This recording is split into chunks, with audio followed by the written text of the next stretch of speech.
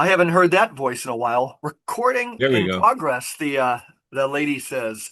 Mr. Michael Martin, it's been a while. I can speak for myself a little bit. I've been doing more reading and working kind of full-time regular hours. What's been harder for me on the podcast, and even when we talked once a couple weeks ago, just briefly on the phone, the like the part because I had more limited places I can fit it in. The guest part was becoming harder. Then I was kind of tired of hearing myself talk a little bit because it was harder to fit in my schedule with guests we'd want, even like Guido. But nonetheless, I've been using some time. Our listeners haven't heard us jaw for a while. We've talked once in the interim and have caught up. How are you doing? Uh, I'm happy that the weather finally broke. Yeah. You live on a farm. We had that same stretch of, I would say, you're going to know it exactly. It felt like 6 weeks, more or less, but certainly four on a very, very deep freeze. Yeah. Uh, I have a garden and some chickens. I had to tend them, obviously. But what is it? You run a farm. Like what becomes super difficult, or did you just find it annoying? Well, I mean, it was rough because I think we had, 4 to 6 weeks of barely getting into the 20s. Wow. Okay. Right. So it was kind of funny because I have kids who live out west in the Rocky Mountains, and we have been colder than they are all, all winter, Oh, really? Yeah. That's which right. is And they've been crazy. lacking for some snow, I think I heard on And we a got a ski lot of report. snow. We We had it, but the Rockies, some of the ski resorts were looking for more. Yeah, we got a lot of snow. I mean, Yeah. it's finally melting because it finally got warm this week. And we even hit 17 below one night, Wow. maybe a We couple weren't times. there. We weren't there. But the good news is, speaking of what I'm doing on the farm, and it was just Monday, I think it was Monday or Tuesday this week, where it hit 45 or something. And my bees came out. I don't know if with Amy's bees came out. Um, I don't know if I was back there that day. So I'm guessing my first reaction wouldn't be like how cool, but like that they lived, right? That they lived, yeah, because Yeah, yeah, yeah. not only it's hard to keep Survived, alive survived. over the winter, but when it got that cold, and they were out there, and in fact, I gave them some food to Hmm. last through I don't know how much honey they have left to get through the next couple months, so I gave them a food patty, which should get them through, but it made me so happy to see them out there, and they were really healthy too, which is awesome, Yeah, yeah. and and then. We don't have any livestock at the moment because they're all in the freezer. We had five lambs, and I Any took a chickens? picture. We have chicken still, Okay. and I'm trying to plot my new chicken, some meat chickens and getting stuff to get in the ground. But we haven't really started anything yet, Yeah. but we will soon. Hmm. The other thing we had, I don't know about you, but we had these brutal winds. Several times, yes. High wind Yeah, warning. I don't know. We have a TV weather station, or maybe I'll do now, like red day, yellow day. Everything's taken from stoplights now. That's the yeah, symbolism: stop, caution, or yeah. go. Well, But yeah. we had like a couple of red days based on high winds more than anything else, I think. Well, what happened though is it blew the heck out of my greenhouse and blew a bunch of panels out, which now that the weather's breaking and it's not, hopefully it won't be windy, I Yeah. can get them put in. But I lost one of the panels. I have to go look across the field, across the road, but I got to wait till the snow's melted so I can find it. Oh, yeah. And So I don't need to be. Go ahead, continue. no, and so that's been that kind of stuff. It's been a hard winter, and then I just tapped maple trees day before yesterday, I think it was. I was going to ask you. So you can. I woke up this morning thinking today is going to be a little above freezing, and go below at night. I forget the exacts, whether the above should be closer to 40. I think our aboves are going to be around 35. But so even if, let's say, could you tap 2 weeks ago and still, is that fine? Or did you really even have to wait to tap? It's not going to run. I wouldn't tap before Um, the you January. you don't want to tap until they're getting ready to run because I know. I just felt like oh, yeah. I was just really eager to get going, So and yeah, I didn't want to miss even like a 2 or 3 days, and I didn't so know. I Yeah. tapped 2 days ago when it was cold in the morning, but it hit 40 in the afternoon. Hmm. And I checked yesterday, but didn't get very warm yesterday. Didn't get much over freezing yesterday. Okay. So they didn't, and there's a little bit of sap in there. But today is supposed to hit 43 or something. So, Yeah. and the foreseeable future looks like, you know, up to 40 at night or during the day and below freezing at night, which Yeah. is actually optimal. So we'll see how it goes. Yeah. Have you seen that maple water's been commodified? Is it really? Yeah, you can buy a six pack for like 8 bones. Six.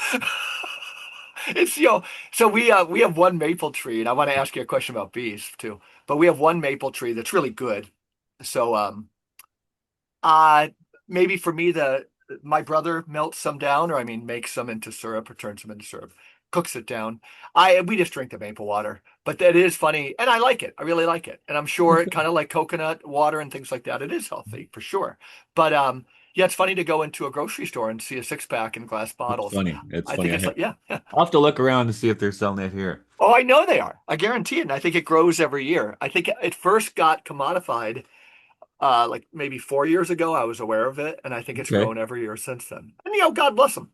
Um, and so regarding bees, I forget. Amy does 99% of it, and I know we're kind of robust. Her philosophy is robust on leaving honey. Is it a couple of things? Is it one case that people extract all the honey and just use sugar water basically the whole Some people winter? do. I don't. I Okay. don't do that. Some people do. And how do you then, and like us, then how do you judge how much honey to leave in there? Just kind of intuition? At least a whole super. Okay. Yeah. I try. I at least leave one, maybe two. I mean, two Yeah. is probably overkill, but Okay. at least one whole super, which is what I Hmm. left. And Yeah. yeah. I mean, I'm feeding them because like I said, you don't know how much they have left, and it gets this time of year, and this is the time of the year where they can starve. They can die of Yeah. starvation. Yeah.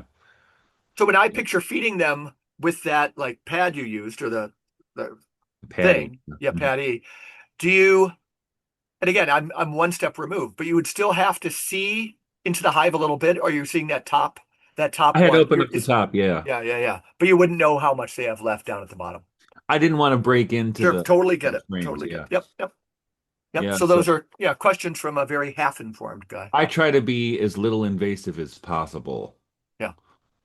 Some people go, in the hives all the way through every week, but I don't do that. Or, of Hmm. course, they're probably better beekeepers than I am, but I just Yeah. don't have time. Yeah, that would be again the approach I think Amy too. She doesn't want to dedicate her whole life to it. Um, it's a hobby. Interesting, interesting. Yeah, I'm trying to think. I've got some microgreens going. I learned to play with those for the monks when I worked there. We marketed some. I just set up the operation from scratch.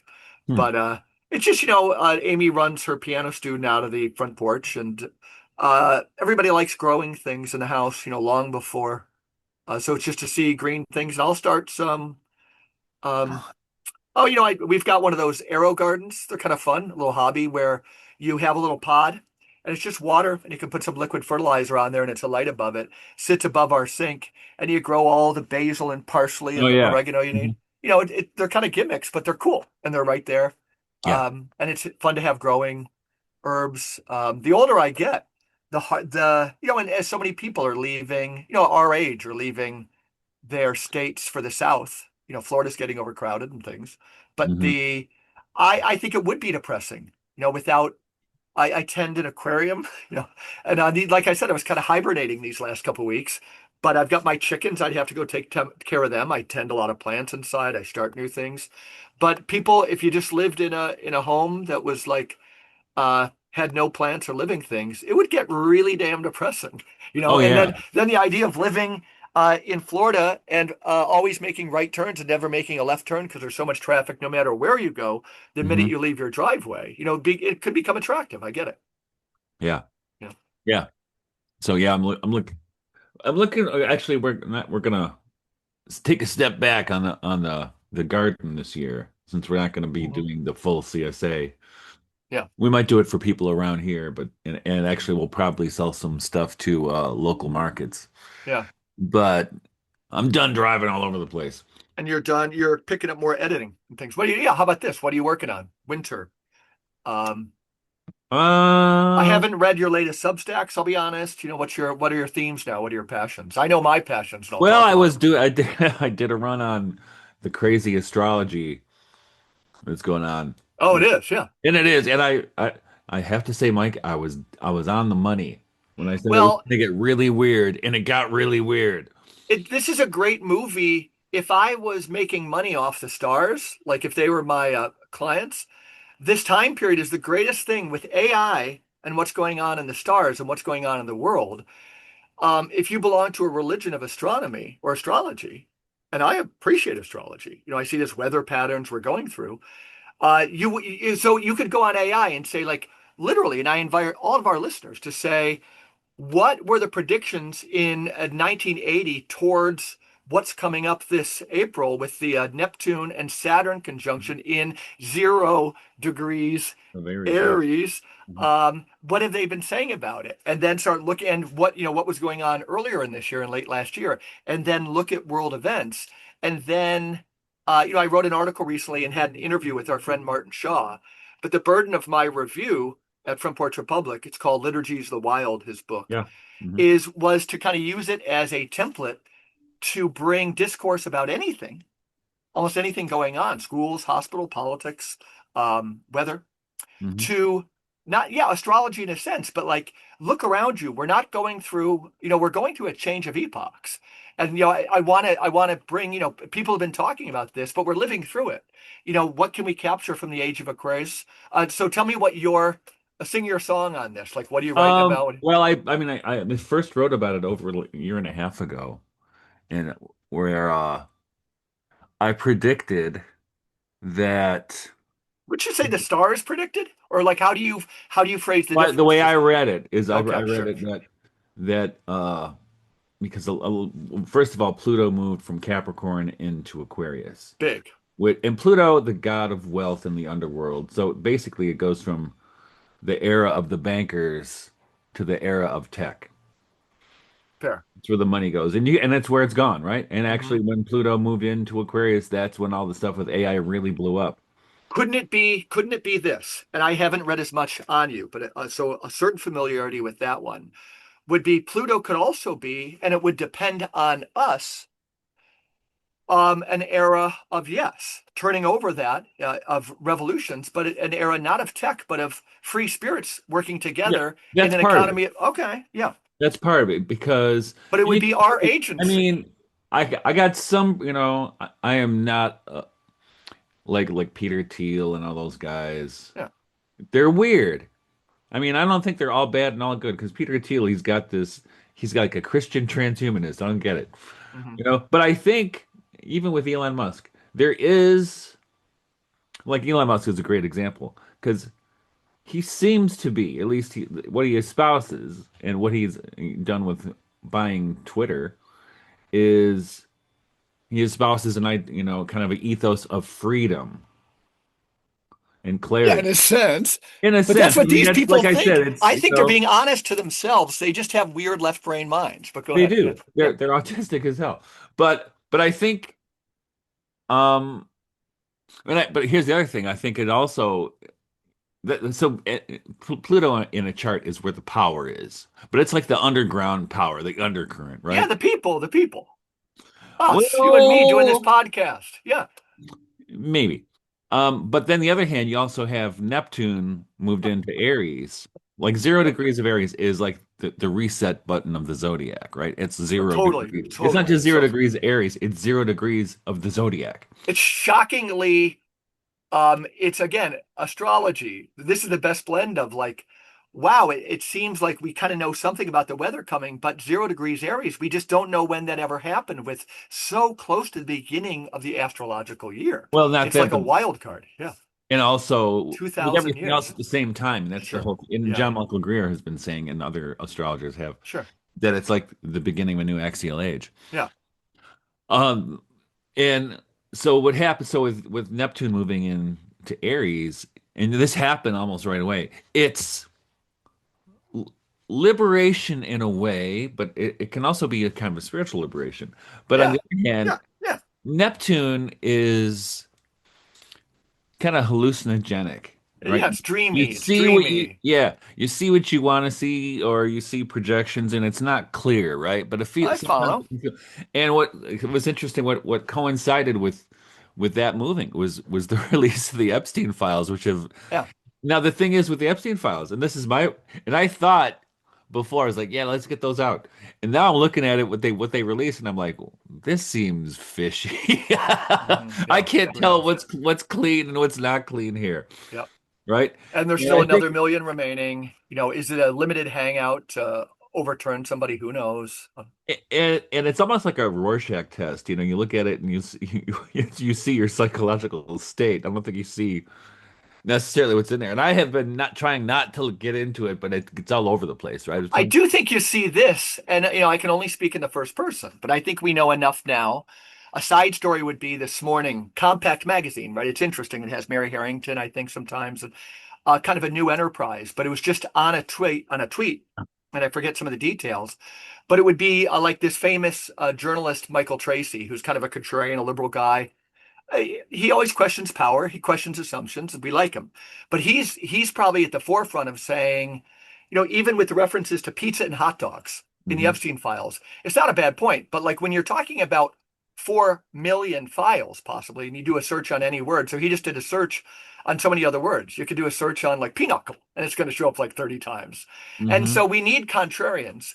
But so there's a big debate going kind of at war with him. If they can put him to bed, then again, I think, and I tend to side with this other side, the common side, is that the lesson to take away is that Trump is Obama, is Clinton, is Bush's. You don't see Carter. And it's not like they're all in there. But the general, that all of a sudden quietly, JP Morgan, and I'm sure I have facts wrong, a big banker resigns. In Britain, just a huge parliamentarian resigns and Yeah, people are running. Our friend, we can only be candid. Our friend Martin Nowak's name is in the files, right? yeah. Um, and so we'll see what happens there. Um, Now, the other th but I think how that indicates Neptune, it's like an acid trip. You know, it's yeah, it's totally. you can't get any clarity about it. But here's the kicker. Now, the other thing with that, before I go further, Sure. so in a way, the Epstein files have sucked all the air out of the room, but at the same time, and this is, I think, even more important than the Epstein files, is the U.S. pulled funding from the UN and the EU is in disarray. And England or the UK is in disarray right now.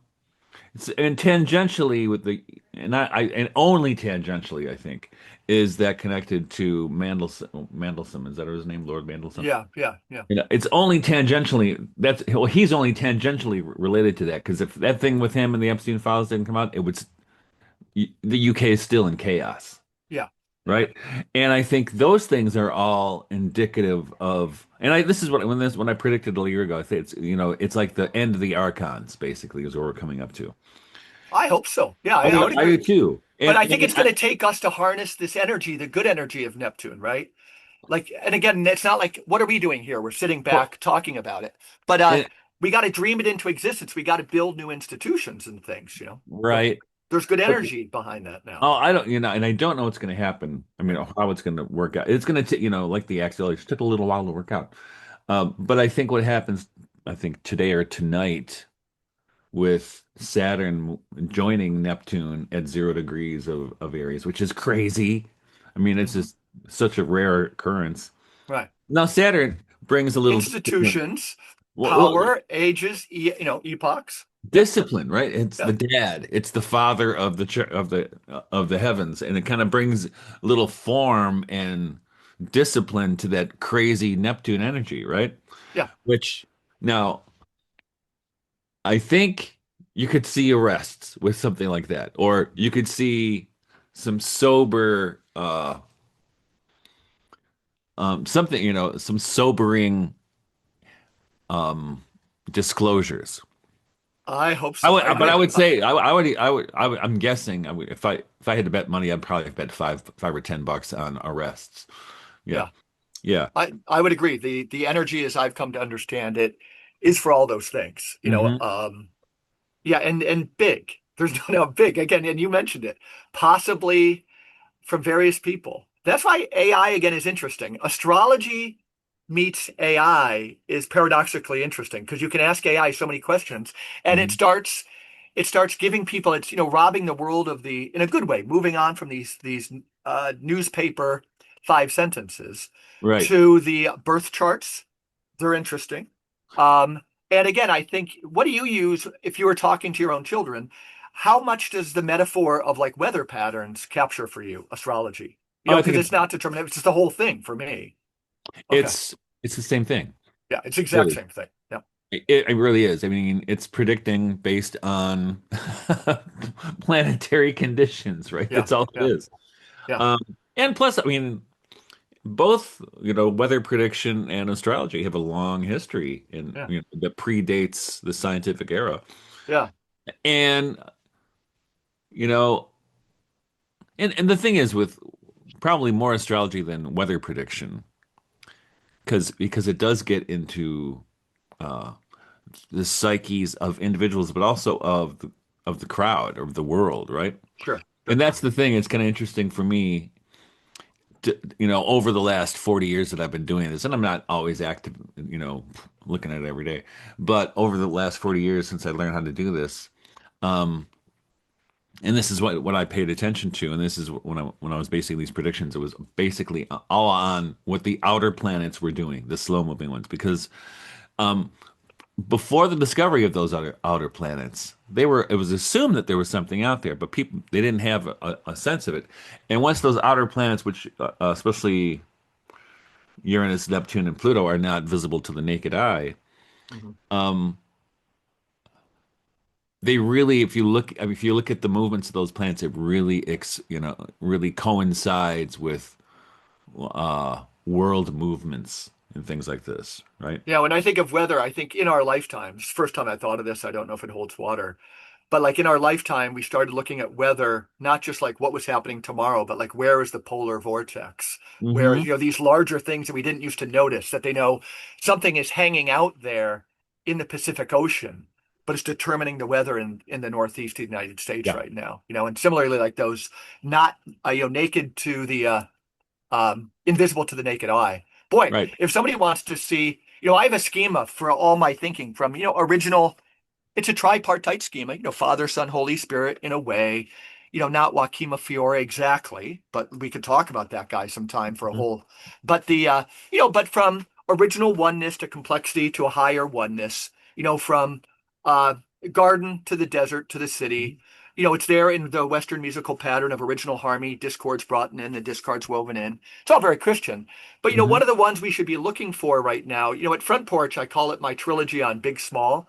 But in primitive man or kids, they see everything as big, like Horton hears a who. And then Hmm. in adolescence or culturally, and we're coming out of the age of science, everything is small, right? Stephen Hawking's, we're such a small Earth, we're so, Mhm.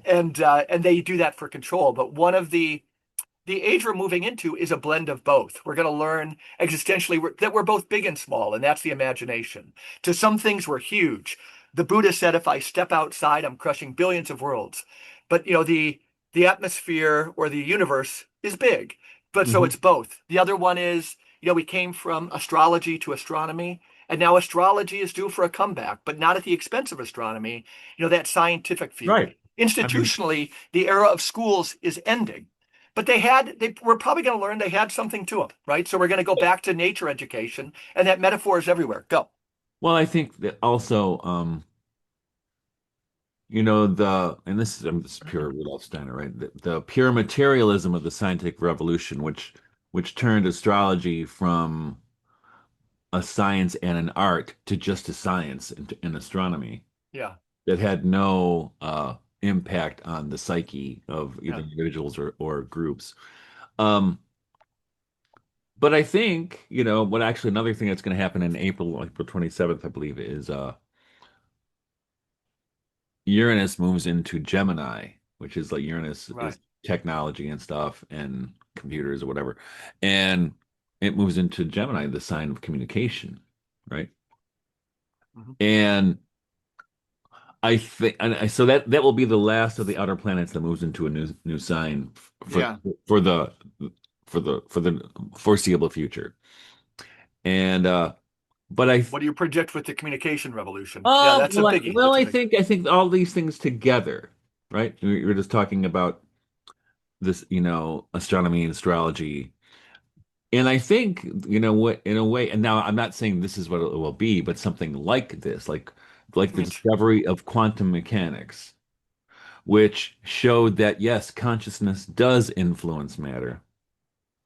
And if you think about it, that there's and vice versa, and matter influences consciousness, right? yeah, yeah, yeah. And And so I would guess this with this new thing, it's not only going to be probably probably a new political order globally, but also the dawn of a new kind of consciousness. Yeah, And I totally. don't mean like, I'm not going to be like the fifth dimension, Age of Aquarius.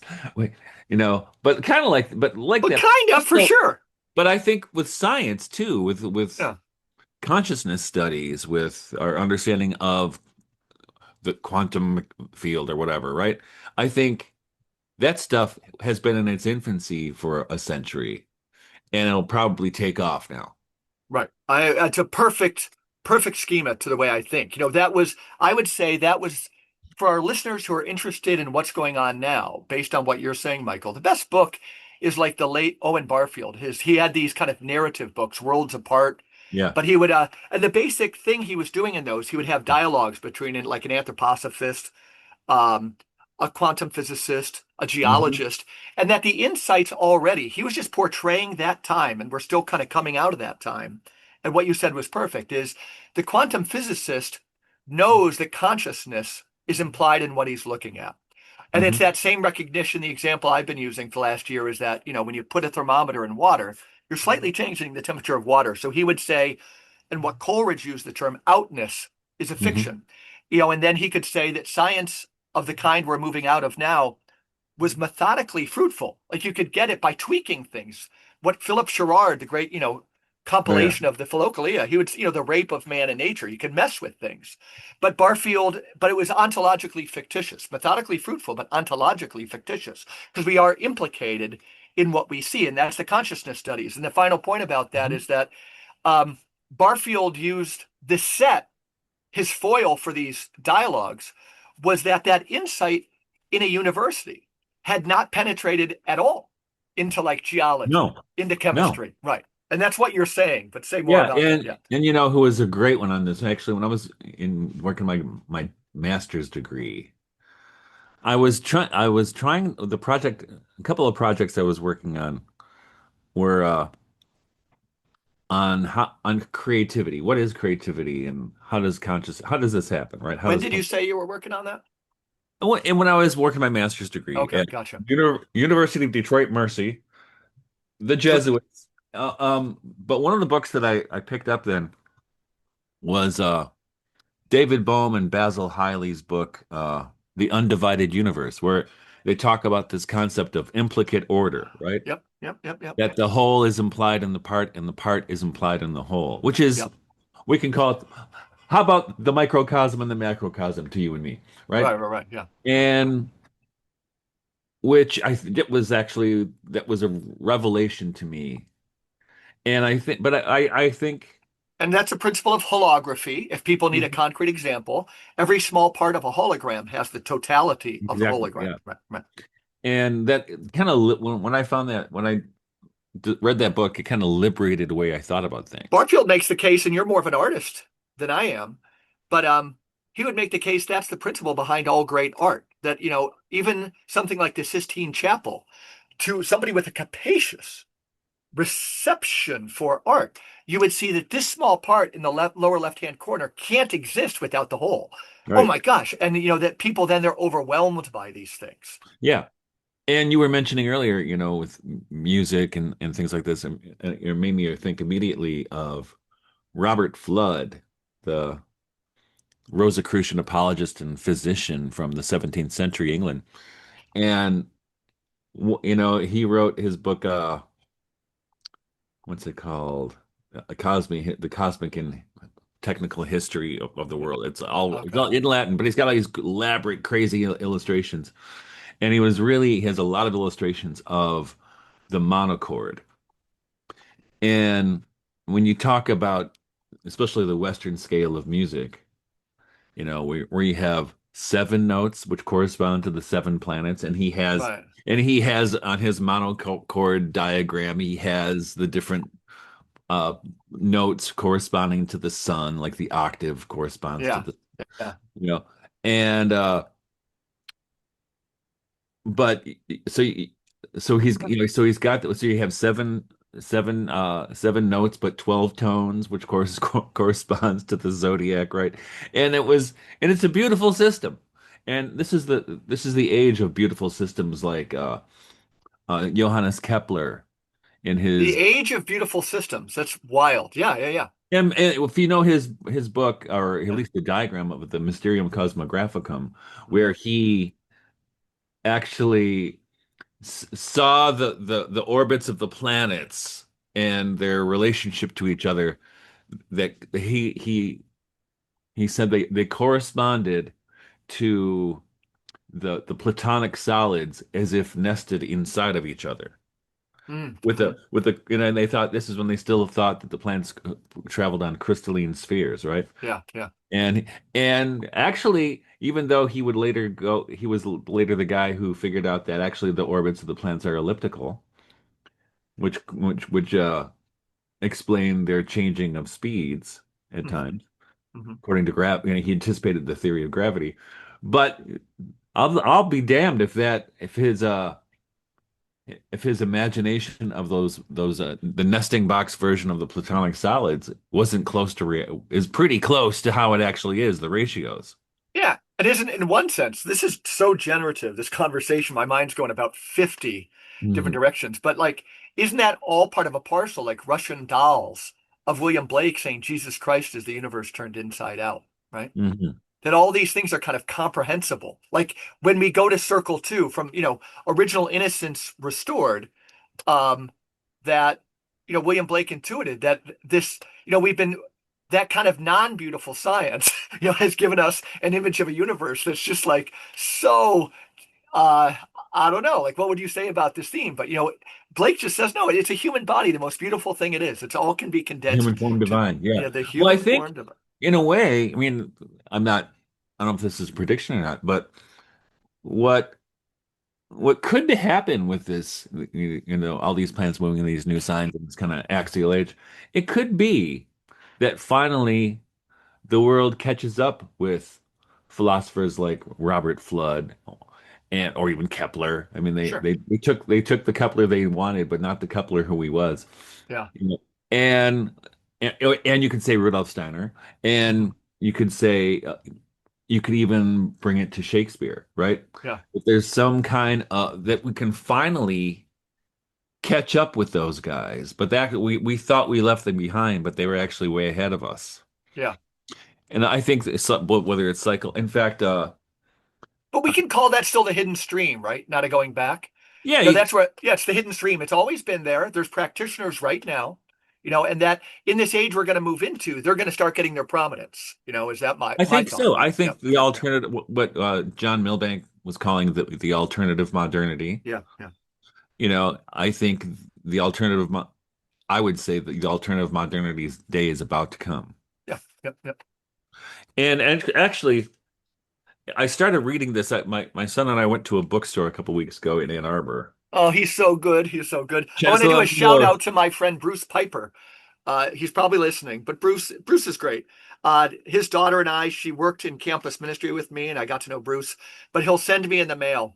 By sending me Milosh volumes in the mail, it got me into it. And Oh like, yeah. aren't shouldn't anybody be grateful to somebody who got him into Milosh? Yes, you should. I think, to my mind,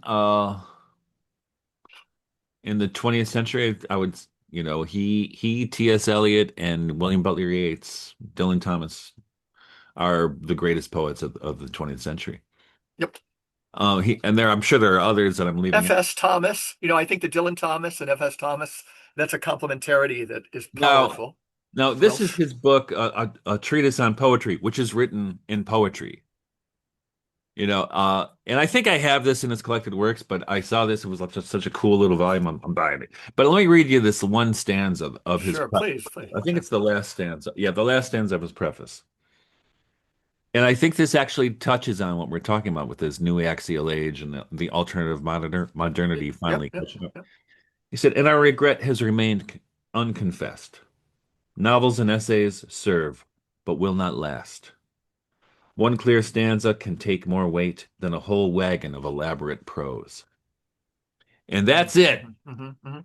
Well, And I, again, it's the left brain, right brain. We came from a right brain. We're now left brain. The right brain is going to get its thing again. Mhm. Poetry and prose. We came from poetry. It's been the era of scientism and prose. Poetry, and again, think of the Aiden. It's my time to give the shout out to his video. It's a the thing, and thanks for, it's there on the regeneration one. It's just saying the left braining. Jordan Peterson tried to get to the right brain from the left brain, and he's breaking down because you can't do it. It might Mhm. just be a decent description of what Aiden's trying to do there.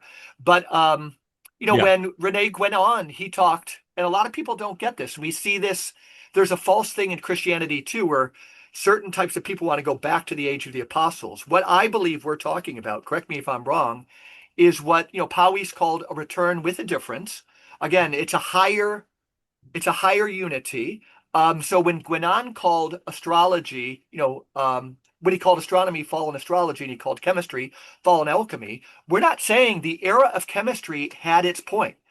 Hospitals had their point and schools had their point, but they're going to be integrated at a higher level with again a non-superstitious astrology that's still poetic, a refined alchemy that's still poetic. And Mhm. um and my wife says, like, not my calling, but what's so needed in these times are to remind people, and I think this is the best quotation of what's going through right now. Again, I like the image of a boiling cauldron, something's going down and something's coming up. But what we need is good news during this time. But when the sea's receding, it's breaking on other shores. And that's why if you felt some pushback early when, we were talking about these bad uh, archons falling. And we Mhm. do, we're going to see them fall. But all of our energy now, there's so much energy. Uh, uh, the stars, cavemen and everything, when they drew the stars on their cave walls, it's a great mystery. But Saturn was like really present to them. And then the age of science, all the planets are so far away. I encourage Mhm. any of our listeners to come out um, and go out to your back porch and face east. Jupiter is so clear right now. I think the Yeah. stars are becoming closer to us again. We're going to see them as closer. I think, it's kind of a trained perception to see everything as so distant and remote. When George Bailey was in love, the moon seemed closer to him. He could Mhm. lasso it. So when poetry comes back, hopefully, thank God, Eric Fromm, we're going to see a rebirth of love because it's never been at more of a nadir than it is now. Such that, again, in my most recent article, Powys, get rid of the word love for a while because we've lost its Yeah. meaning. But love will come back. Father Ed Dillon, he knew the decline of society.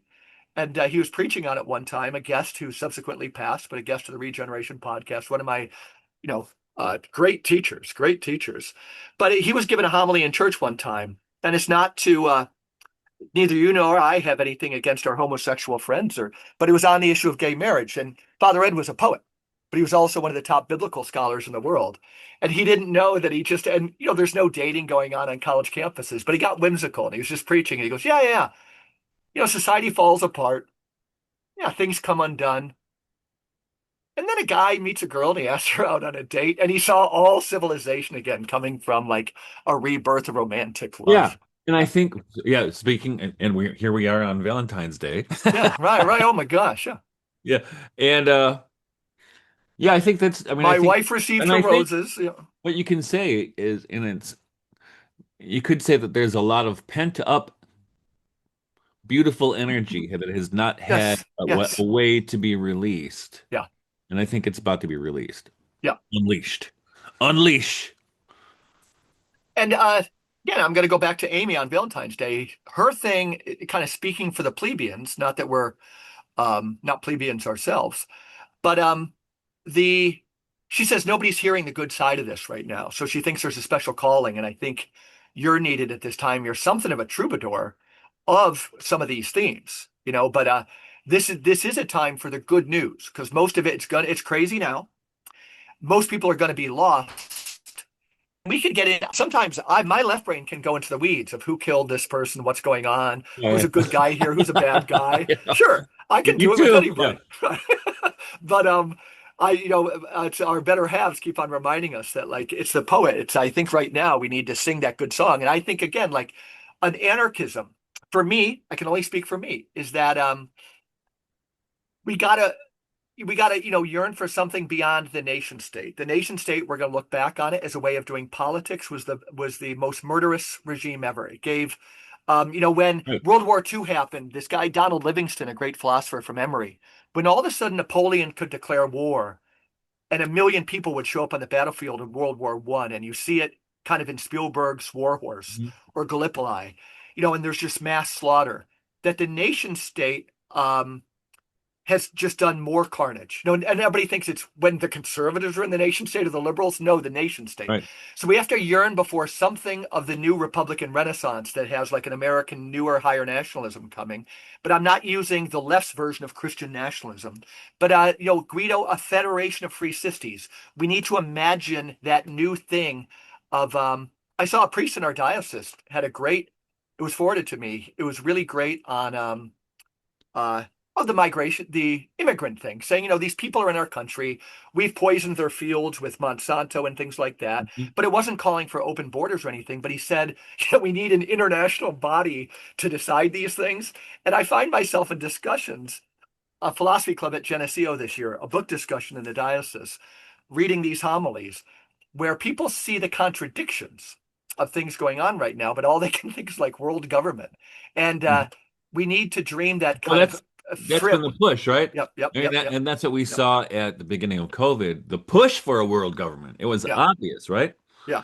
And the one thing, well, that I really liked at the beginning of the Trump administration when Marco Rubio was named Secretary of State that he addressed, I can't remember who he was addressing. He said, I've never liked anything about Marco Rubio ever. I'll just be honest. but Yeah, he said in a yeah, speech, and he was yeah, right on the money yeah, that I think he's. I mean, I'm paraphrasing and maybe misremembering that the age of the nation state is over. yeah, Right? yeah, And then you yeah. see the U.S. pull out. I hope they pull out of NATO too.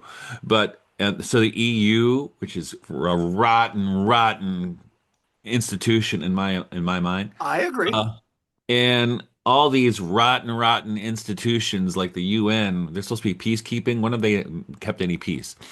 It's a Totally. Let me ask you, but it's just that you're one of the few people I think who can answer this, but I'm going to hold your feet to the fire because we're in total agreement.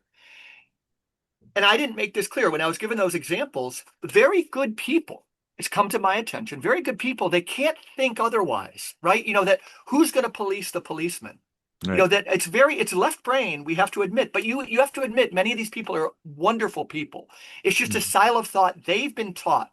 Their right brain has been systematically destroyed you know and so they can only run. It's very logical, and again, they can become power hungry when they run for office.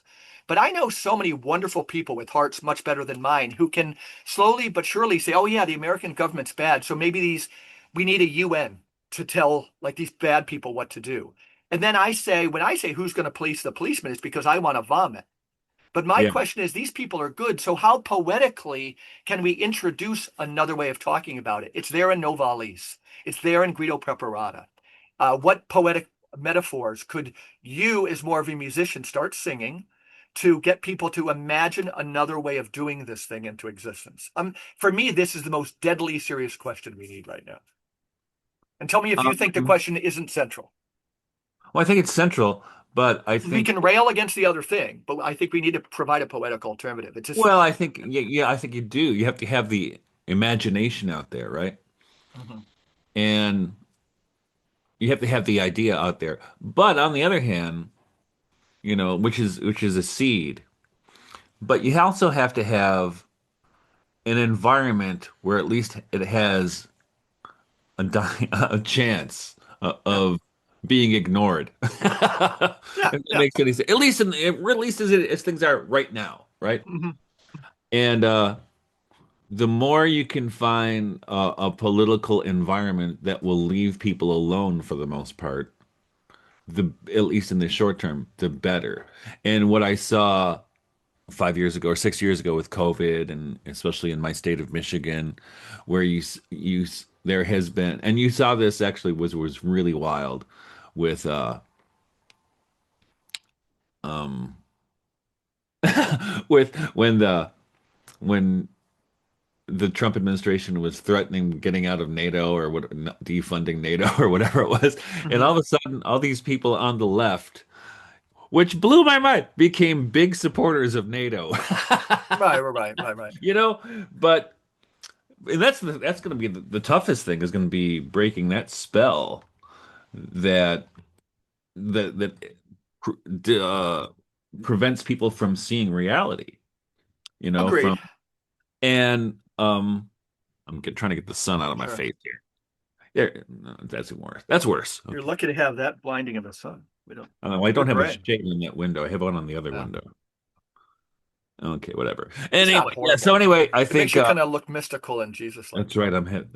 Wait, some others wish to speak. Yeah. Um, but I think in the short term, the the more you have the opportunity to have people leave you the heck alone, the better.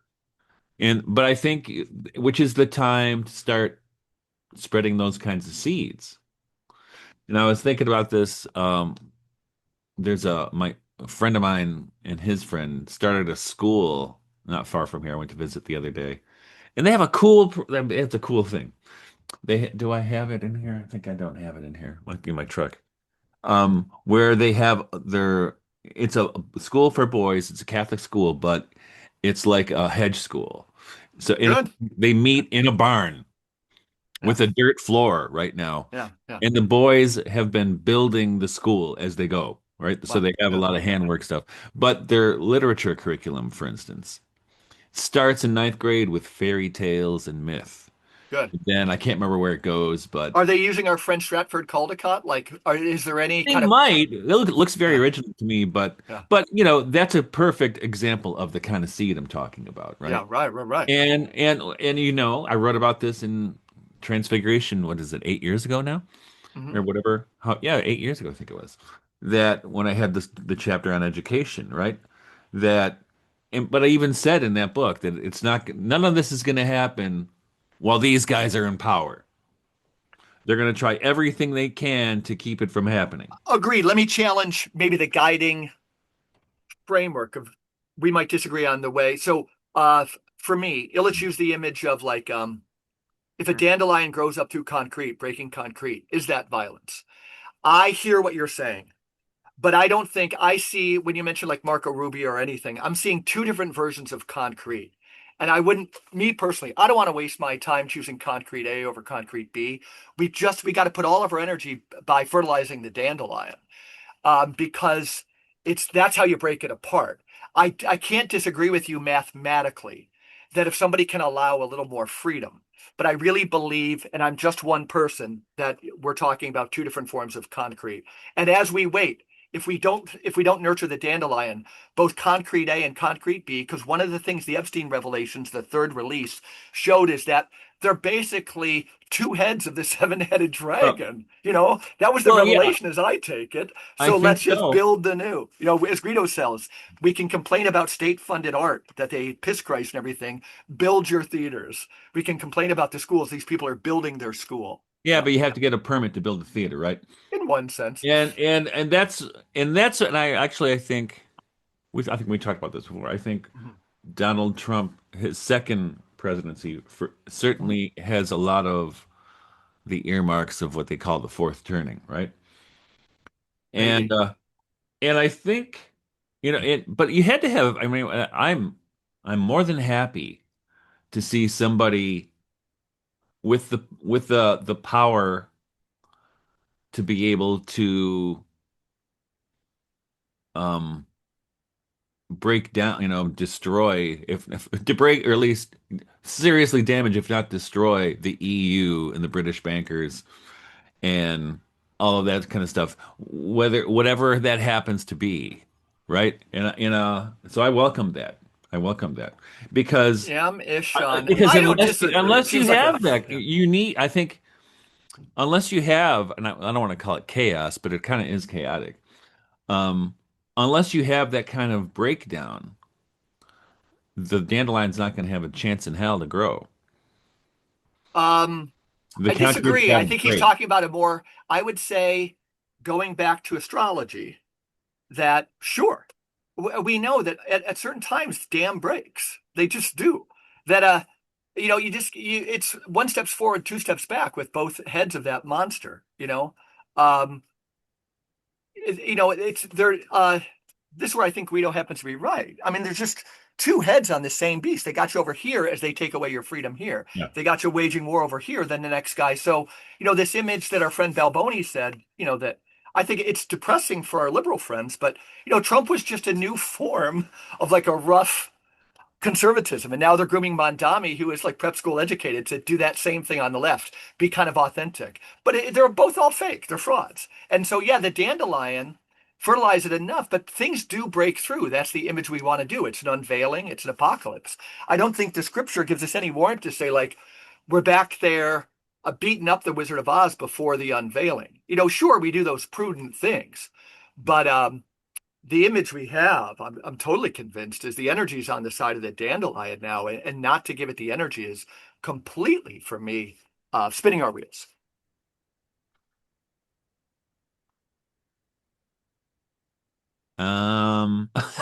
What do I think about that? Yeah, yeah.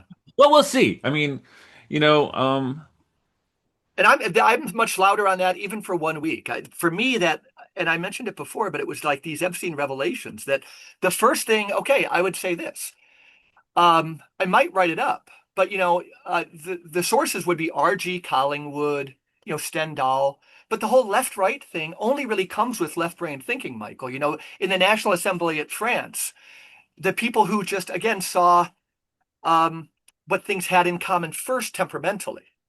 They sat on the left side, and it was when the age of reason came up. You just didn't have left and right. But the age of like a science, Cartesian stuff, as that's fading, one of a lot of people, social critics could say what we learned again in that most recent batch is they're all corrupt. And then Guido will point to the book R.J. Collingwood, The New Leviathan, the greatest reveal maybe of the British American imperialist order, just shows how they play left and right against each other. And so a lot of people, I think the real thing's happening right now where they just the young people, the Gen Z, and I think Aiden gets into this a little bit, they don't give a flying F, right? They're turning on people now. When you're lying, you're lying. When you're totally using jargon, you're jargon, and all the energy is there. The right and left was the biggest fraud. That is the essence of Guido Preparati's greatest book, The Ideology of Tyranny. That the neoconservative, and this is Marco Rubio, is that for me the epitome of this, the product. He's a Pete Buttigieg of the right, right? He totally is. But that the neoconservative right and the woke left, it's the same genealogy that goes back predating Foucault to like George Bataille. And he shows how like Leo Strauss, these are just two demons on the same thing. And when you look at people like and let's be honest, the way I would tell the story is that Trump has anti-war leanings. And from my friends, if I think I know a few people who know some people on the insiders, that sure, Trump gets elected the first time and he really doesn't want these wars. He'd rather make, deals than war. But mhm. so they want Elliot Abrams to be the Secretary of State. Somebody gets him a file that shows the guy's never met a war he didn't like. They end up in Venezuela. So now Elliot Abrams is Marco Rubio is another point. But Elliot Abrams, if Trump sees it and goes, "There's no way in hell this guy's a war hawk," but then they just give him. They've got 50, 60 of these guys. They just line up. The next one was Rex Tillerson, and then John Bolton. And Trump saw through a lot of this. We agree. But now that if the symbol would be in the yin yang. If Thomas Massey and Margie Taylor Greene are your enemies, the whole thing is turned around on itself. So the veil is open. So let's start feeding the dandelion, is what I'd say. Um, There's no gas left in this machine. but what I have found though, Mike, is Yeah, that we don't think people I'll put it this way, I don't know if people change because Marco Rubio does not seem like the same guy he used to be to me. it seems That might worse, if you be ask me. might be, he doesn't seem worse to me. I'm just telling Well, well, in fact, because I we don't give people credit. We don't think either we don't think people can change for one thing, right? So that was my totally agree. with Yeah. Trump, for instance, why especially I didn't vote in the 2016 election because I had what I thought my perception of him was, right? Mhm. And I had what my perception of Hillary Clinton was, which hasn't changed. Yeah, Yeah, no. but when I'll never forget it because I was kind of ambivalent about Trump, but during right getting 2019 or something, I remember the way the economy was right then. I was like, wow, there's no way this guy's going to lose the 2020 election, right? And I'm still convinced that he probably did win, and I'm not doing that as a conspiracy theorist, but just No, but the larger point is like Kennedy, um, we know that Kennedy probably won by fixing in Chicago, things like this. yeah. I get it. I get it. But the point I'm trying to make is that we have a lot of different things that we ignore in a way to our peril.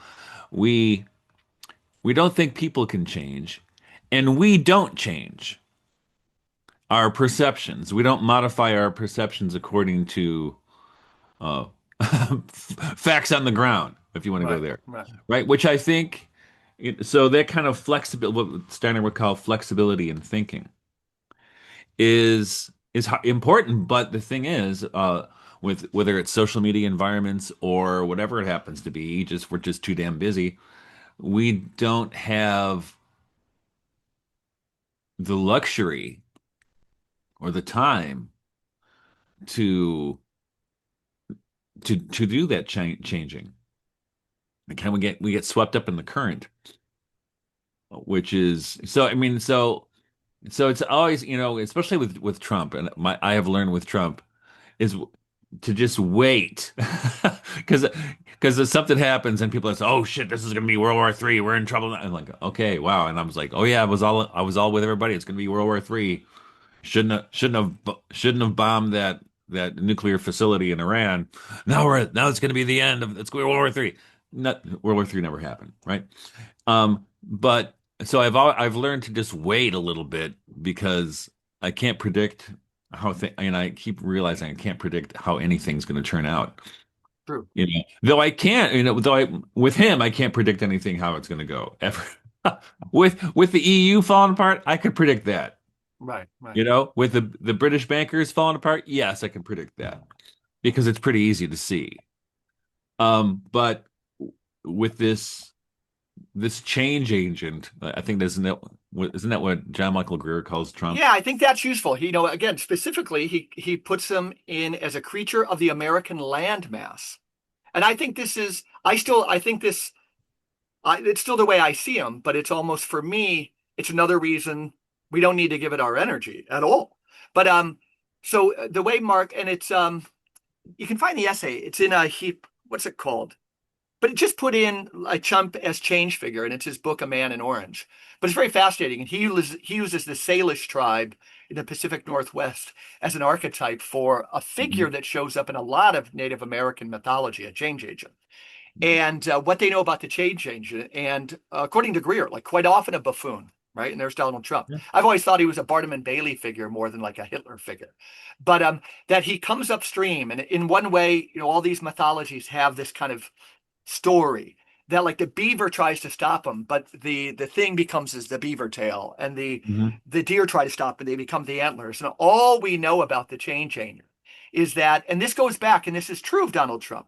And we go back to the first term, like the walls are closing in, the walls are closing in. And sure, they tried to move him from the presidency. I'm 100% there. But all we know about the change agent, kind of like astrology, is that all those things fail, and that when the change agent is done, everything has changed, right?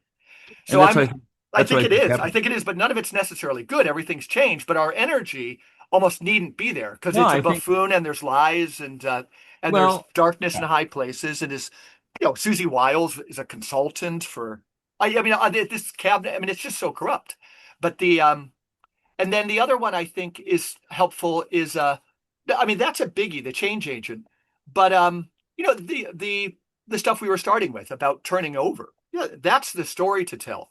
But I can't imagine that what we've seen is the whole thing's now is the opportune time, I would say, that we see the whole game. That these guys are pals. These guys are pals. All of these guys are pals, and they have their little wars, like the Boston Brahmins and the Texas Oilmen. But or in mob wars, but when it comes, they're all gonna go with the agenda, and we just lose more and more freedoms. Yeah, on Um, free speech, sure, sure. I don't know. Yeah. Because it seems to me that that Donald Trump is the tip of the spear to take down the old order for whatever reason, whatever you like him or don't like him, that's what he's doing. And that's why they hate him. And that's why, I mean, it's crazy the stuff you see going on in Europe and the UK. I How can't can he even. start? In one sense, though, and I'm laughing, but like, how can he? It's so symbolic. Thomas Massey and Lindsey Graham. That flip for you, isn't that like? Isn't that almost like going to the dark side? That like Lindsey Graham is the epitome of all things war hawkish, Oh, I lying, hate deep him. state Yeah. for. Okay, and but Thomas Massey does stand for something about liberty and free speech. When Thomas Massey and Marjorie Taylor Greene, who's kind of goofy, but when they're the enemy, and Lindsey Graham, that Trump is giving Lindsey Graham money and then money to primary Thomas Massey, that alone, I would say for most people is enough to say, okay, they got him. He's just another pawn. So I let's, don't. but again, Well, let I the just. change agent be the change agent. But this is Yeah, I don't. really bad. This is really, really bad stuff. Um. He's confusing me. He's trying to ruin good people's careers, the only people we would think. So he joined the other team, and the right people would be, and I don't make it my much of my energy, but the right people would be for the little guy, Thomas Massey, against this guy who just has all these bad partners trying to crush him and ruin him. We got Right. a big bug up there. Ceiling. Got a big Yeah, bug. we just probably disagree on it. Yeah. No, we do. I mean, I have become ambivalent about Thomas Massey. Yeah. I used to like him. Now, part of my reason I'm ambivalent, I'm like, how can a guy get married a year after his wife dies? You know. Now, I don't suspect anything weird, but I just imagine if Bonnie died, there's no way I'd even be. There's no. Working in the church, you see it a lot, and including my dad. He was there's a lot of widows out there that come a calling. Let me tell you. And B, when my mom died, and if my brother was listening, my dad was just a hollow man, Michael. He just had tombstone pizzas, Hmm. that he'd put in. And he's a good German guy. And so he accepted a correspondence probably within a year. But women grieve 7 times longer than men. But in the church, and I don't know what Thomas Massey's story like, but I do have like in the church, and I'm not trying to defend my dad if that's creepy. And he wasn't married in a year for sure. But he could, I don't know, like the guy was falling apart. Yeah, He's just a I believe that. yeah. But I mean, yeah, I mean, but he was probably also alone too, right? Yeah. Yeah, and But Massey's no, got my brother and I were still living in the house. that job. Oh, really? Okay. Yeah, yeah, yeah, So anyway, yeah, yeah. yeah. So it's hard for me to get a read on all that stuff. Though I do think the reason Trump was getting mad at Massey, well, I think when you look at this, the Democrats are always unified. They're all a team, right? The Republicans are not all a team, Um, right? Not on even close. Palestine, there's some, that It's not, they're not uniform. yeah.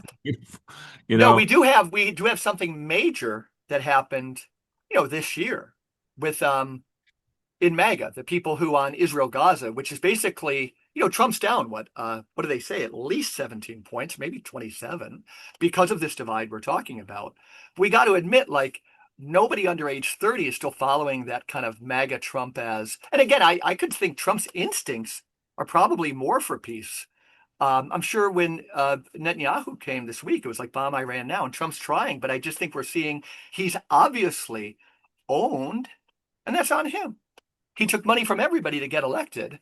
But no, the MAGA division is an important one, I think, because what's breaking through on both the left and the right is when I had to write an article at Front Porch Republic, I wanted to introduce kind of preparata. But more than left and right, the energy is all between narrative and reality. And again, just like I'm saying, a lot of good people join the Democratic Party because they have that temperament and they're warring against each other, but they're there. But they're starting to see through everything.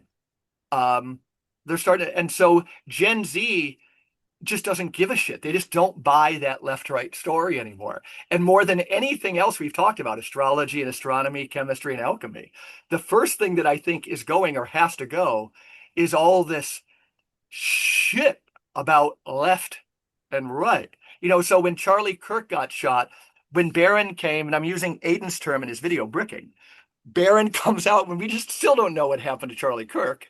That Barron comes out and says this is definitely an example of radical left-wing violence. And then Vance is doing that. They're obviously part of a unified clique that needs this left-right thing to stay in power, divide and conquer, divide and conquer. And it doesn't mean that everything good has been, but that's the dominant narrative going on. I'm nearly 100% convinced.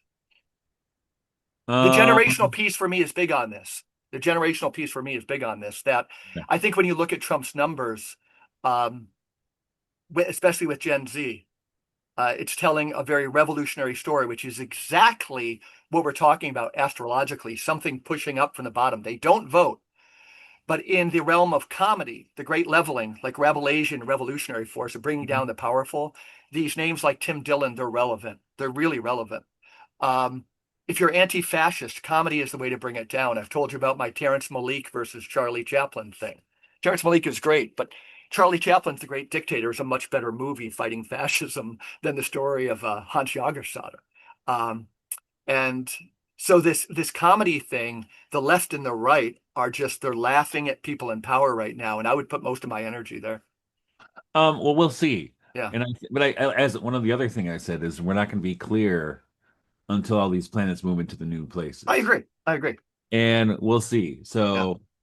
But I do think part of part of what we've been flooded with for forever is this is a sequence, not a sequence, it was a flood of narrative, counter narrative, and counter narrative, and I think it's counter narrative. And for instance, yeah. was it last week where that video that Trump released, and it had like 2 seconds of Obama as an ape? Yeah, yeah, yeah, yeah. Um, which nobody watched I mean, the reason they posted it obviously was finding the fraud in the voting in Ohio. Uh-huh.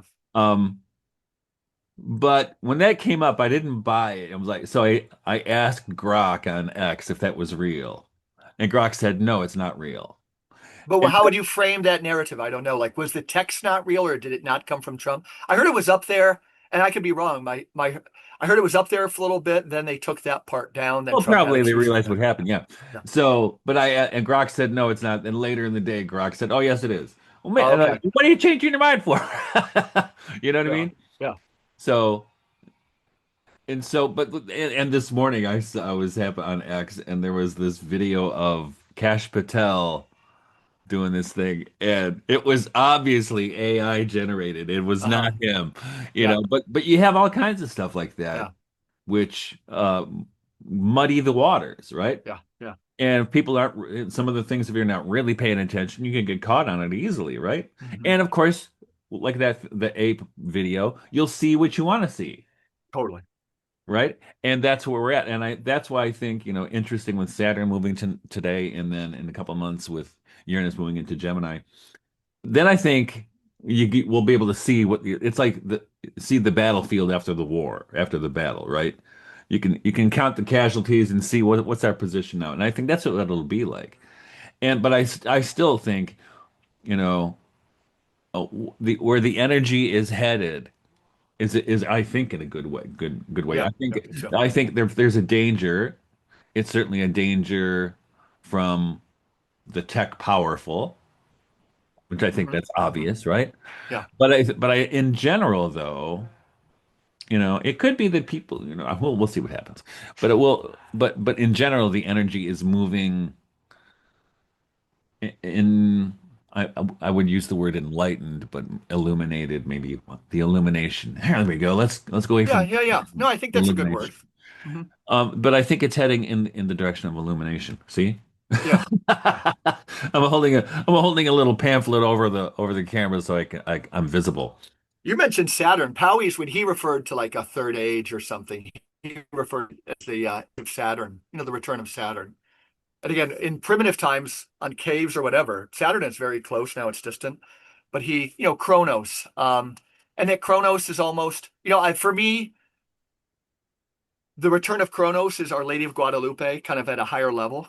Kind of a Mhm. darkness there, the divine feminine, the integration of light and dark is what we're called to at this time. Yeah. The image of Martin Shaw, when I interviewed for Front Porch, that guy, we both agree, he is 100% awesome. That guy. Yes, he is. He's a good When guy. we talk about King's North, you and I can laugh at little or large parts and a number of people, but boy, there's nothing, and I'm not looking to pick on people, but Martin Shaw seems to operate from that next era. He's always inside story. He's not Hmm. commenting on the world from outside, right? Um, but he, what was he saying? I baited him in the first question about what does he think, we're moving into, and he, without naming it, he sees it as very opportunistic, that civilizations die, and it's through going through that pain that new images can be born, right? And that Yeah. things die is the biggest Western heresy, he's saying. Yeah. That things die is the biggest. And so the church, that's my big thing working inside the church, that we're going through one of Chesterton's, deaths of the faith, is Hmm. that our only metaphors, we don't even have good metaphors for death because they always represent kind of being sick and getting better. But here's what I think, Mike. I think I don't think it's the West is dying or civilization is dying. I think what's No. dying is the the false structure the projection screen of the archons. That's what's dying. It's I falling apart. agree. That's what's falling apart. And I think this will would allow, and I don't mean this in a retroactive way, but allow, and speaking of the West, like there's a lot of beautiful stuff that came out of the Oh, West, totally. Right. right? And like Guido would suggest that that's the beautiful stuff out of the West came because it was a tyrannical system. But I don't think I say it despite art comes not because of a tyrannical system. It comes in spite of being in a tyrannical system.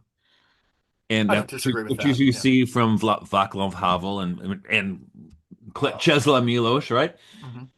And I think so. We have all this these accretions of bullshit from the archons that are all over the West, that's the part that's crumbling right now. Hmm. What do That's you the think part of the that's narrative, the crumbling. related one? And this is why I might have brought up the name Bishop Barron, is that, and for me, it's J.D. Vance, Chad Pecknold, um, most of the post liberals, is Is he that still around? they are, no, they're trying to Chad seize this Pecknold? I moment. haven't seen him in a long Yeah, time. no, he's trying to ride the Vance train. He's majorly around. He's the house Really? theologian. Yeah, totally. And here's what it is, Michael, is I that used to call him Captain America. yeah, the if and I can only speak for myself, but if the left and the right is kind of dying in a sense, the people who are saying um, radical left-wing violence is the problem. So I agree. The West is beautiful. Let it be integrated. So the culture comes from the East. We're given the West. Let it be integrated in a higher resonance of East and West. We certainly need some Eastern themes, but it's not just going Well, back to Zen Buddhism. But but one more thing is that the a false West is one of our greatest enemies for me. Is that this idea that like Orbanism, it's the worst is the corruption of the best. right. Guido was at a conference there. We were just talking the other day, and he said like he didn't. I'll have to ask him, but he's like, it's I think the streets are clean, but he said something weird is going on in Budapest. But this idea of like the Vancian, let's just go back to the Middle Ages. It's our rad trad critique. That's pretty knee deep in But bans. It's pretty knee deep in most conservative politics now. well, it's part of the zeitgeist, but it also that's in a way that's a theme of Novalis's Christendom or Europe. How does he weave that in? No, it's all. I mean, it's very Yeah, medieval Catholic. yeah, right. Um, Which is a but good template. It's a good template. But a but lot of I people, think again, going back is very different from a return with the difference. right, and this is what I Right, think. So you're talking about we're talking about the West coming back, and I don't mean the past coming back, right, but right. You don't. well, no, that's not what I'm thinking it's going to happen Mhm. either. But well, of Right, course, you see this with ortho bros and sure. trad cats, right? They want to let's make the Middle Ages great again, right? Mhm. Because they're afraid. But what I anticipate, this is certainly in a great potential of this is something more like the Renaissance, where in the Italian Renaissance, the Florentine Renaissance, where they uh they certainly rediscovered the beauties of Rome and Greece and Mhm. and Hermetica, but they didn't go backwards. They went forward. Right. And Right. that's what I think right now. Think about this. We've had how many generations that have been telling us that the problem with the world is it's patriarchal and it's dead white men, right? Mhm. That um and so we've been conditioned to have a kind of Oedipal rage by our everything, by our culture, by our education system. That boys acting like boys is toxic masculinity. But I think where it goes from here potentially is, and I think this is the new axiology we could look at, Yeah. is to to recapture what is wonderful from the past, the beauties of the past, and but to move forward, not just carrying them, but also welcoming what is coming from the future. And Totally. that's what I think. That's my hope for Yeah. what's going on right now. But I think there's still a battle, and we're in the middle of the battle right now because the old guard, the old archons, are trying to hold on to power and they know it's coming as much as anybody else does. So they're trying to finagle things so they're in charge of the next iteration of power. But I don't think it's going to work. Yeah. Let's hope it doesn't. Hmm. When so the that stream again, the Renaissance again, having Paracelsus meet a decent Western doctor before it got totally corrupt. That's Right. again, that's a theme. But putting it in conversation with Barfield's romanticism comes of age. I think you and I could work out that it's a, you know, um, Renaissance number two, a return with a difference, and romanticism comes of age blend or something, right? Or how Yeah. would you start to riff No, on I think that? Yeah, that's all appropriate. I mean, yeah, me that's too. right. Because if you look through the course of history, Hmm. not only was the Florentine Renaissance this rebirth of knowledge of antiquity, but there was also, um, I mean, Marsilio Ficino, Catholic priest, great Nicholas of scholar. Cusa, right, Well, but Ficino was also an astrologer, right, right? And if you read his letters, which I have some of his letters in one book, but he's always giving astrological advice to like Lorenzo de' Medici, for instance. right, right. And but there's that which is and it was all in it like you said also Paracelsus is part of that conversation. He's a Hmm. little bit later, but Paracelsus and Robert Flood, who we mentioned earlier, that they and Robert Flood and Thomas and Henry Vaughan, who were resisting the Cartesian revolution and the Hmm. Baconian Hmm. Hmm. revolution, and trying to maintain what I would call a more Christian scientific understanding of the world, you know. But I think that's about to come back. Me too. Me too. I think we need practitioners. I mean, I'm proud to say I know Well, of young people who kind of get this and are branching out. yeah, I mean, I don't know if you noticed, but like, you're talking about the corruption of the Trump administration, but Bobby Kennedy, man, and Jay Bhattacharya, they have been kicking ass as far as health goes. In fact, But you heard this, the but powers that be, right, on the at the last minute, right? They do. Trump had to put the kibosh on the big overhaul of the Kennedy's vaccine thing because he's got too much money coming from Pfizer. It that's killed. not. Didn't But it kill about 80% of it? I no, I don't I think so. think so. He didn't go. He didn't do it all at once, but Yeah. they're doing it incrementally, Hmm. and those guys are on the ropes. Hmm. They are. Albert Bourla was in Europe the other day. Basically, we got to go someplace else. Um, but Kennedy's got him on the ropes, and actually, they've been doing things which have never happened before, like releasing billions of dollars for regenerative farming, Yeah. which never happened, right? Hmm. Hmm. And but we got to think about it. No, and That's they're battles. We lost the one on glyphosate, right? He put it out there. It's just it's too important to the rich and powerful, so But but glyphosate is here to stay. But but the I'm war, it's not no, to I say don't, I'm not. It the is. war's I not mean, over. yeah. But I No, think, no, agreed. It's not over. I think It's it's not a over. long game thing. And I think Hmm. the more I think about it, if they would have done everything all at once, it would have been absolute chaos. Though I would have preferred this, my method. Yeah. But I think we'll have to see. This is only 1 year into the administration. We'll see what happens. And All I'm right. sure I will be disappointed in many ways. But I think, put it this way, those kinds of things with Bhattacharya and Kennedy are glimpses, tiny glimpses of the thing that we would welcome, right? I would rather see. I totally agree. I guess it's a different way of saying where my energy is. Is that um, I think what's happening, to use the common framework in the stars, that we need a different way of doing politics. That, like, for me, it's just not good Right. enough. Maybe I'm an Aquarius guy, but And I think, we just uh-huh, don't need it's regulatory capture, right? That the money, right, this might be a little worm in the Leviathan, but it's no more than a worm. right. Instead of wishing for them to be our like guys on a video game battling, and I agree they're better than their enemies, and they're not totally corrupt, but we need a new game. And I Yeah. guess I'm fighting myself always And a new game. and now I've been watching. I don't know if maybe I mentioned this to you before. These old ladies, they're older than I am. They have this website called Promethean Action, No. and they're a lot. They remind me of Guido because they point everything to the London bankers controlling the United States forever, Yeah. and that they think Trump is going after them in particular to destroy their stranglehold on American prosperity. So I'd be interested to see what you think of them if you ever get a chance Yeah, to I look. will. I will. It's funny, like people, and I know he wouldn't mind, but maybe it was 2 days ago. It wasn't for recording or anything, but Guido and I were just on a Zoom catching up, and I was telling him that I thought this, for anybody who knows him, this was probably golden if it was recorded.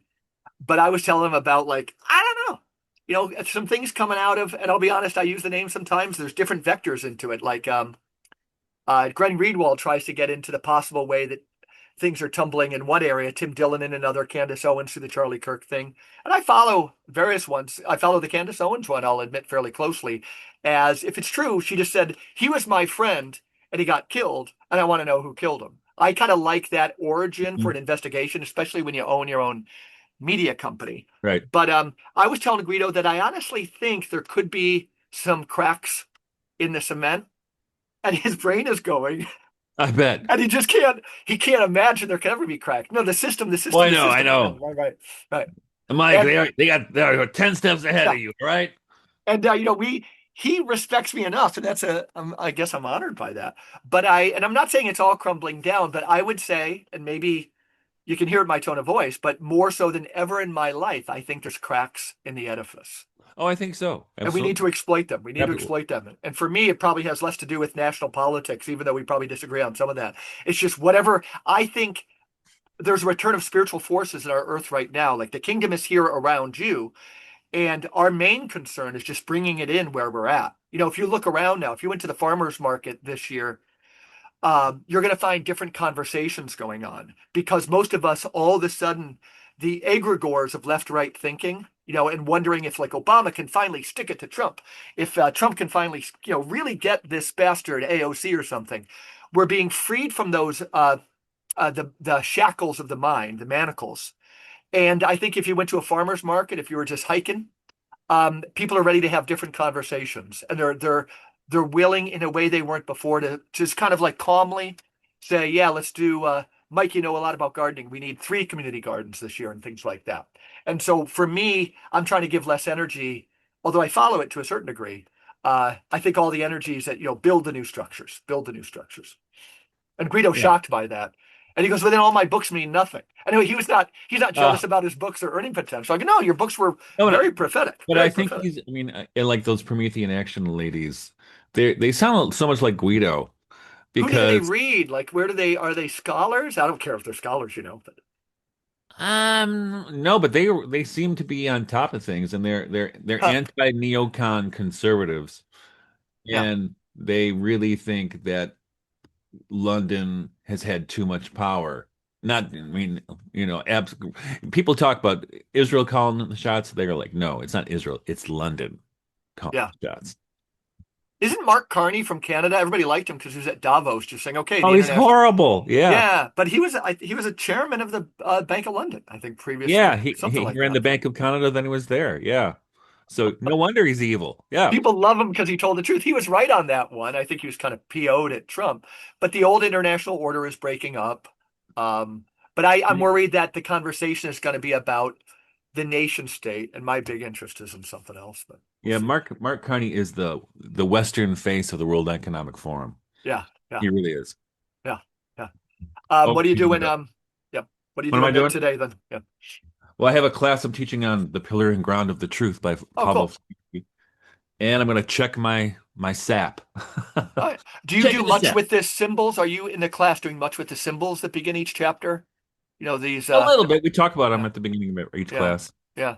It's a weird I book. think his chapter on friendship is one of the most seminal things written. And the distinction, you know, how jealousy, Hmm. um, you know, a big thing for me is the worst is the corruption of the best. You know, hope and optimism, freedom and Right. license, a memory and nostalgia. But he uses jealousy. You know, for him, like being jealous of your friendship or somebody you love, so you can have the dyad that feels Hmm. good, but envy. So he raises jealousy to a good thing, but Hmm. envy is bad. So like if we had a unique friendship, the way we talk, we're proud of the way we talk.